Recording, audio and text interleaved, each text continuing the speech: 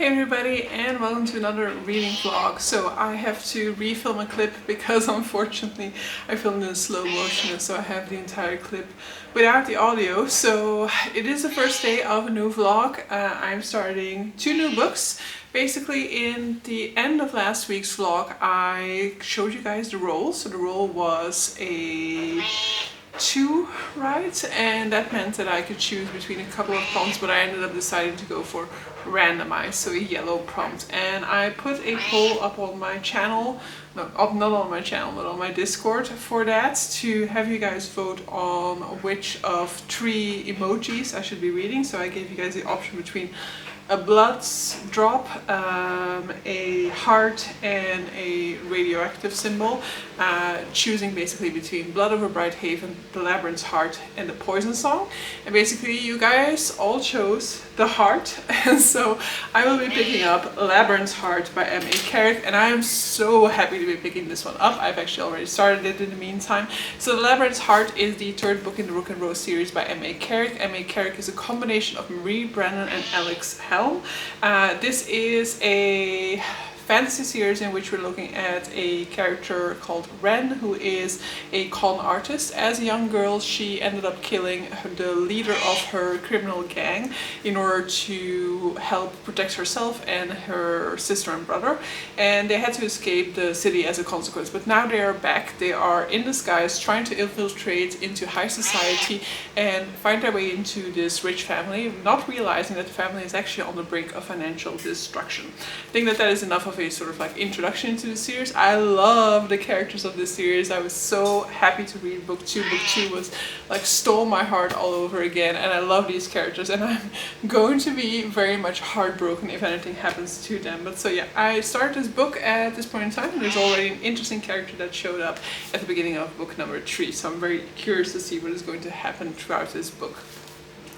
And then I have also rolled again this morning, so I do have the roll as a separate clip to show you guys. And so I rolled again, and I rolled a 6, which meant that I again had the choice between favorite author, non-fiction, and LGBTQIA+ representation rights.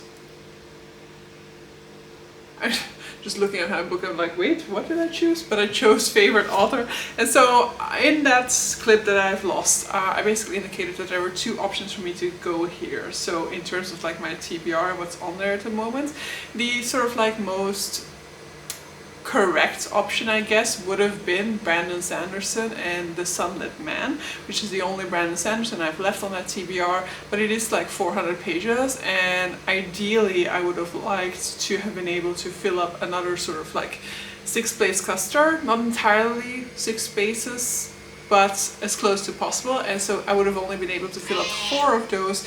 My aim is to get to the next star prompt as quickly as possible, and so ideally I'll make my way there as quickly as possible. And it would have been possible, it definitely would have been, but my reservation there is kind of like, what if later on in the month I need a 4-space cluster, and that book would have fit perfectly, and then I would have to put this book in there, even though it is over 500 pages, that would have given me a lot of negative points.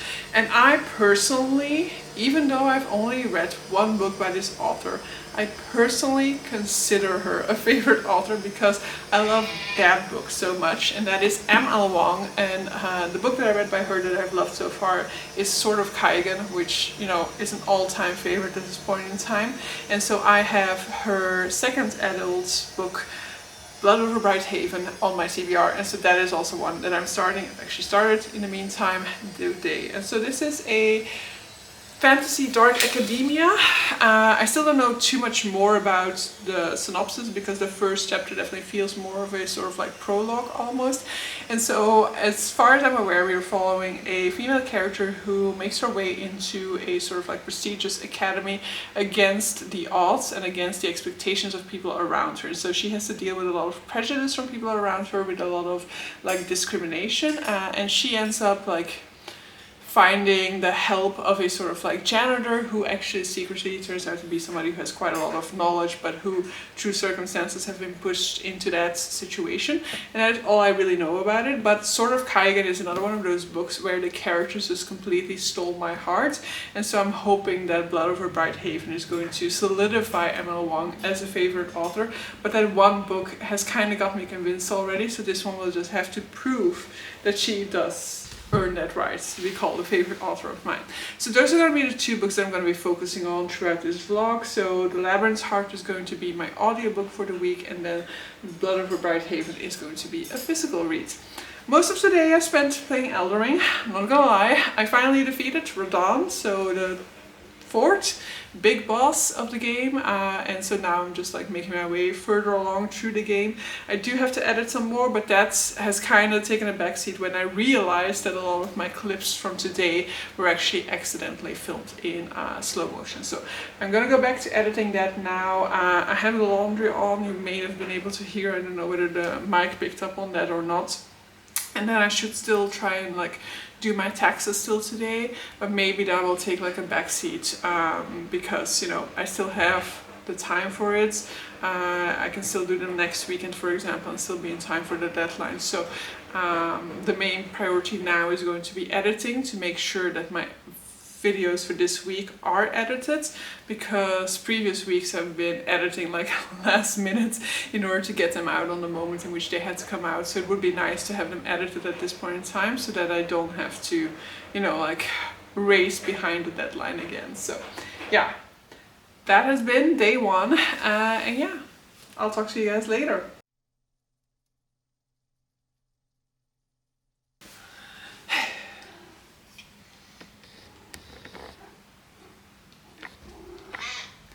Hello friends, we have survived the Monday working day. So the rest of the week can only be better because we're that much closer to the next weekend again. But so I have sprints going on in a little bit, so I have like an hour left or so before my sprints start, and I do still have to eat.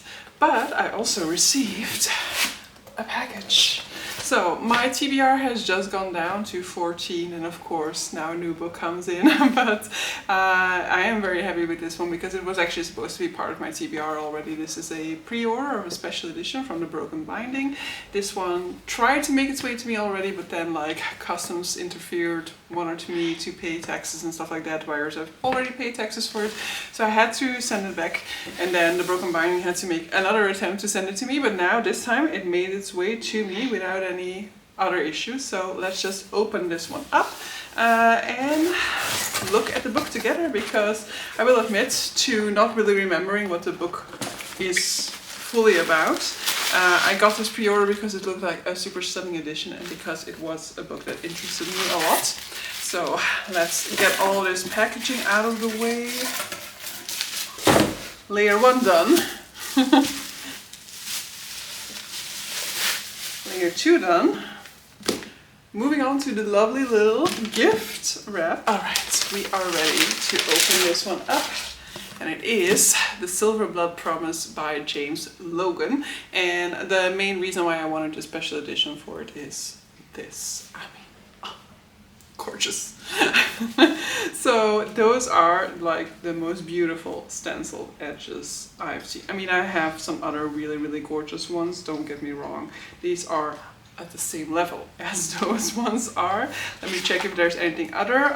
There is front cover art with a dragon on it. The Naked Heart, I've already forgotten. Like I've seen, now that I see it, I'm like, oh yeah, I've seen this art. I've seen the mock-ups for this. So this is the Naked Heart bag. And I love myself a Naked Heart bag. Ooh, and it has like a intriguing guy like hiding in the shadows over here. And then we also have the back art, which is that one. And it was signed by the author. Eek. There you go. And this is number 1671 of the 2000 numbers copies, 2000 numbered copies of this first edition. Yeah, and let's look at the back cover together because I've also forgotten what this is going to be about. So, Lucan Gardova is a card-sharp academy dropout, and thanks to a duel that ended badly, the disgraced heir to an ancient noble house. His life consists of cheap wine, rigged card games, and wondering how he might win back the life he threw away. When Lucan discovers that his estranged father has been murdered by unknown assailants, he finds fresh purpose. Deprived of his chance to make amends for his mistakes, he vows to unravel the mystery behind his father's death. His search for answers leads him to Sophrona, fabled city of merchant princes, where anything can be bought if one has the coin. Lucan only seeks the truth, but instead he finds dangers and secrets in every shadow. For in Sophrona everything has a price, and the price of truth is the deadliest of all.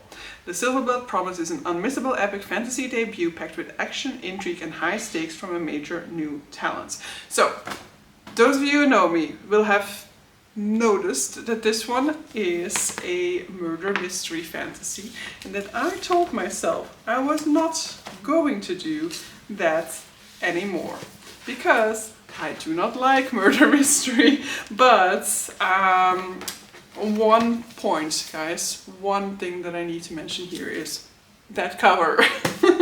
So yes, was I completely sucked in by this cover? Yes. Is the only thing that I know about this book that it is the type of fantasy that I dislike? Also yes. So we'll have to see. I can always sell it, guys, but it's so promising because, you know, that architectural style there already indicates that we're gonna have a sort of like Middle Eastern setting. Love that. Would love to read more fantasy in that vein. And I don't know, it's a cover by. What more am I trying to say here? It's a cover by, and we will just have to see whether this goes onto the list of cases in point of the fact that I shouldn't be buying these types of books. And do I then promise to never do it again? Maybe not. Honestly, this is the type of book that I would love to see in like an epic fantasy subscription box. This is what I would like Illumicrate to start including.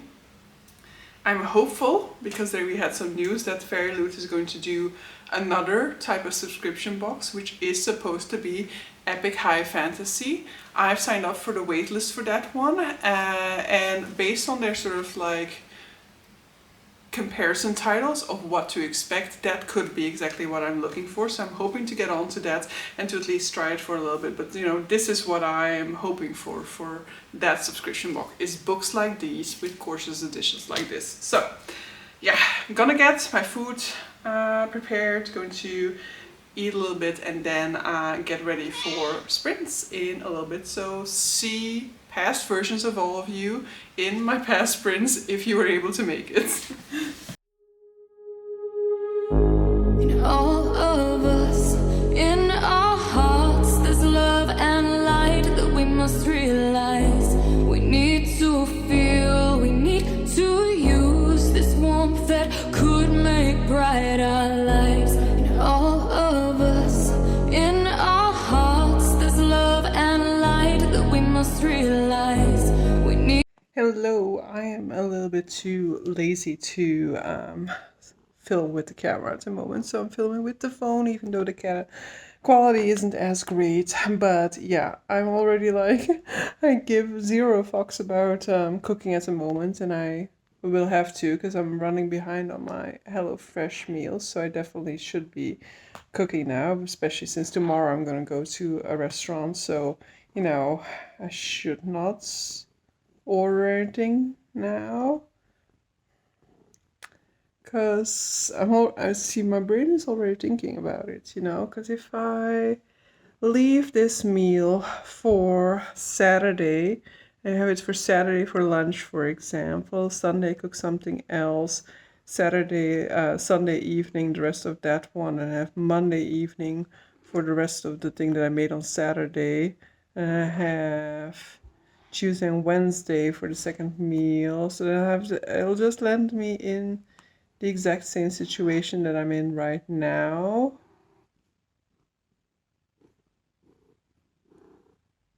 so I shouldn't. Yeah, because Saturday I'm also gonna be gone most of the day, so I really, really shouldn't. I really should just like, yeah, I'm gonna yeah, no, I really need to do it now because on Saturday I'm actually gonna be gone most of the day, so I will probably in the evening also not be cooking myself, so I'll be eating out, so I definitely need to like make something now. So ugh, I have to overcome my laziness. But yes, I have audiobooks to listen to, so it's like it could be worse, you know.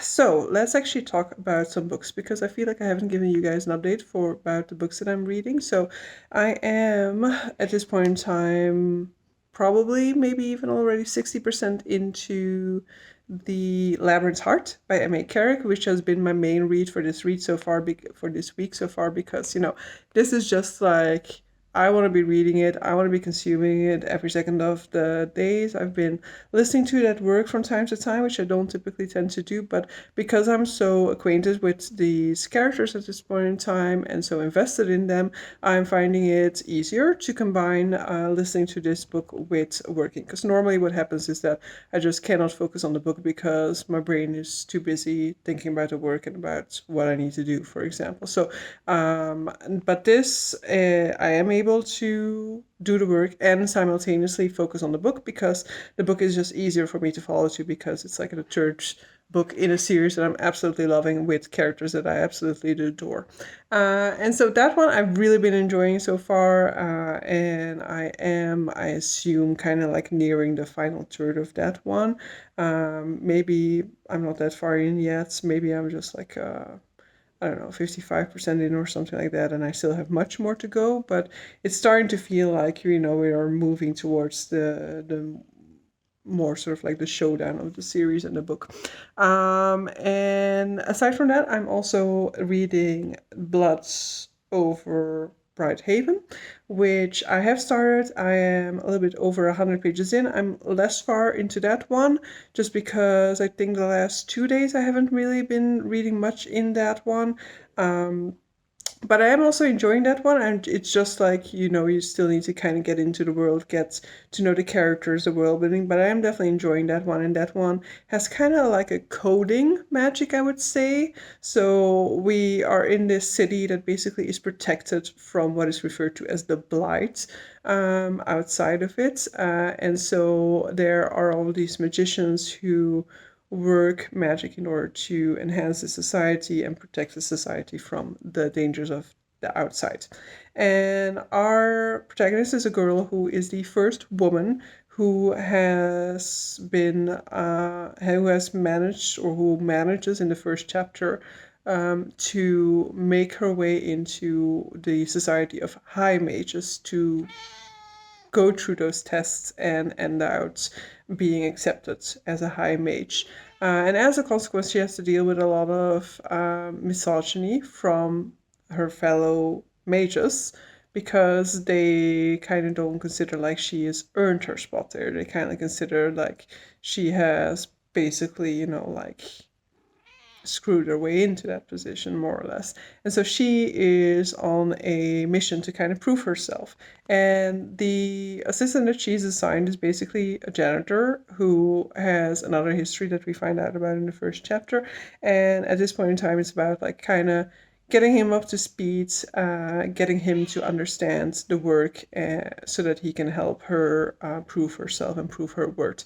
And the interesting thing here is that she is a character who is going through discrimination, who is seeing unfair treatment towards herself. But she, through this relationship with the janitor, is also starting to see, and not yet to a big extent, but starting to see discrimination that he goes through. Whereas, and as a reader, you're definitely seeing that she still has a lot of these discriminatory attitudes towards him and his people that slowly and hopefully much more throughout the book, she's going to start to notice and start to, you know, change her behavior. But it's interesting to have a dynamic like this where you have one character who has to deal with all of these injustices, who then equally on her end has a lot of these prejudices about other people and would commit the same sort of injustices if it weren't for the fact that she is getting to know one of them, and so getting to see the extent to which, and like getting to question her own behavior a little bit more. And that's not to say that she's really like instantly changing, because there are moments in which a comment that she makes is definitely very much derogatory, or a comment that he makes that she kind of sees as being like maybe a joke, or that he's actually being like deadpan serious about, and that she doesn't really understand the implications. So that's really interesting so far. So that's where I'm with these two books.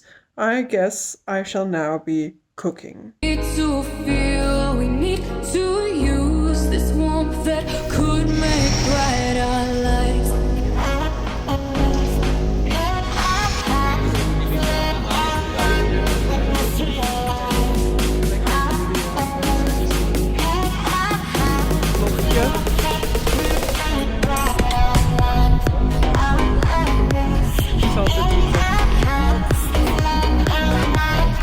De etalage staat.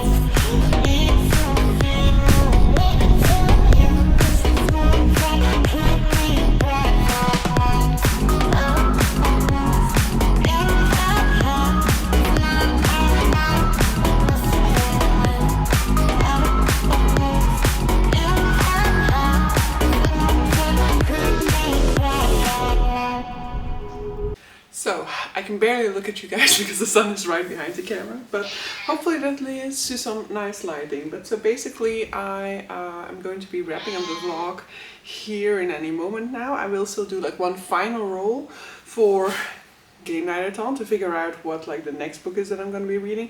I did not finish both books within this vlog, but I ended up deciding that, you know, like it'll still take me quite a few days, I think, to finish Blood Over Bright Haven, so it wouldn't really make sense to continue the vlog until I finish it, because then it will just become a long vlog and, you know, it'll just be like out of proportion. But I did finish Labyrinth's Heart, so or Labyrinth's Heart apparently. So this is the third book in Rook and Rose series. I think I introduced it here, and I did really love it. I just didn't love it as much as I love book 2. So book 2 for me is like no middle book syndrome, clearly, because book 2 is the highlight for me within this series. But I do definitely think overall Mary Brennan and Alice Helms just have a really good way of telling a story, and a really good way of having stakes, but also having, you know, like the heartwarming stuff in there, and the correct way, or what to me is the correct way of handling certain things, and that was like surprising in book 2 to some extent. Or like in book 2 I had these moments in which I was like, ooh, that's interesting to go that way, because I felt like I knew how a traditional, or like most of the fantasy that I read, would have gone with some of those plot points, and so in book 3 it was less of a surprise. It was just sort of like I was assuming that to be the case, and so maybe as a result I just didn't have that sort of overwhelming feeling with it, because I was just kind of expecting them to handle all these things in a proper way, and for me to be like, yeah, great, that's the choice to make, and I wasn't as surprised with it anymore as I was with book 1. You know, in book 2, even book 2, there are these moments in which certain revelations are made, and the way that those are dealt with are just like, I feel like in book 2 there were definitely moments in which I felt like I was surprised by the reactions of people to certain discoveries, reactions that I feel like could have led to a lot more sort of like conflict in other books, and were dealt with and resolved in a quick, not painless way in book 2. And in book 3 we have the same sort of deal. I think that there is a certain storyline, a game's storyline that starts at the beginning of the book, that for me it could have been drawn out a little bit more, but its conclusion kind of prompted certain revelations, which were revelations that was painful to deal with, but it was also necessary for us to then have such a long page count being able to re-establish certain relationships and friendships. So yeah, I did definitely enjoy it. As I said, I really loved it. This is more than 4 stars, probably 4.5 stars. It just doesn't have that 5-star feeling for me, unfortunately. But so that is the final book that the only book that I will have finished within this vlog. I did also get some progress done in Alone in Space, which is a graphic novel collection. And then, as indicated, I'd read over 100 pages in Blood Over Bright Haven, but I still have quite a bit to go in that one. I didn't have a ton of time to read over this week, especially during the weekend. I didn't have a lot of time, and you know, some of that time was just sort of like, I hadn't really realized how busy my weekend was going to be ahead of time, because otherwise maybe I would have spent a little bit more time focusing on reading throughout the week. But so yeah, I'm going into another week. Next week I don't have any plans, I think, so we can potentially get a lot more reading done next week. And I do also have some plans for some of the sort of like one space clusters that I have left, and my next weekend might be ideal to kind of focus on those a little bit, but it will depend on what I roll now and you know, like what ends up being on my TBR. But so yeah, let's roll.